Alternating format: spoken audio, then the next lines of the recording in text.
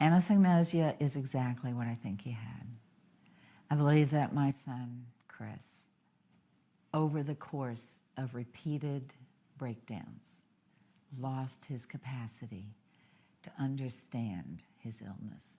So he went off his meds, and that's when we lost him for good. He never took meds again. He ultimately chose to take his life rather than take medication. People with anosognosia have a real neurological condition caused by damage to the brain, most likely in the frontal and parietal lobes. Because of this condition, they can't recognize that they are sick. Anosognosia is associated with a lot of diseases. Some people with strokes, brain tumors, Alzheimer's disease, and Huntington's disease suffer from this same lack of insight. And it's very clear that about half the people with schizophrenia and roughly 40% of the people with bipolar disorder have some degree of anosognosia. In other words, they don't recognize their own illness. And we recognize this for Alzheimer's disease, but we seem to have trouble recognizing that this is also common for people with schizophrenia and bipolar disorder. Russell Weston is one tragic example.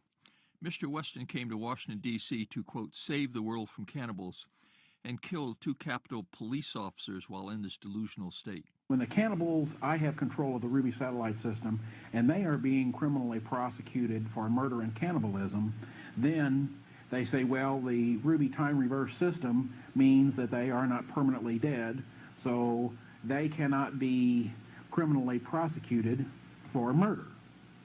But how about you being prosecuted and having control of the time sweep? Well, that's Could like you saying, just make them come alive by your choice?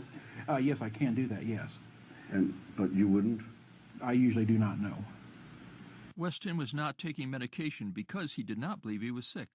If theoretically A.J. and Barry did recommend an insanity defense, would you go along with it? No. Why not? That is not advantageous to my position.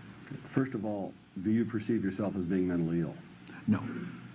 All right. Is that the primary reason that you'd reject an insanity defense? That is correct, yes.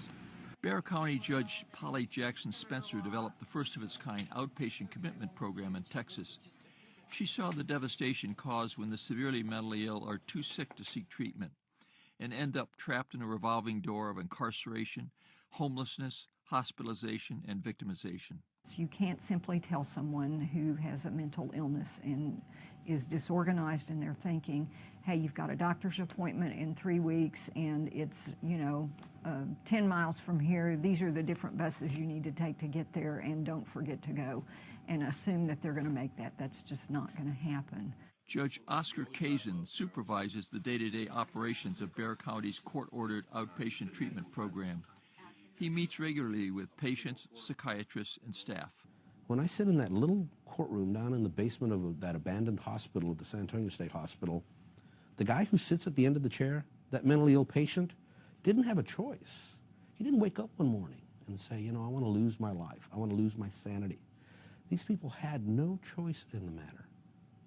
And it's our responsibility to bring them back to sanity. They didn't choose it.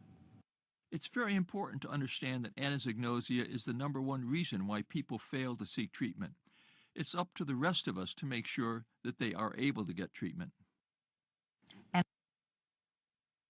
So I just want to stop there and hesitate for a moment and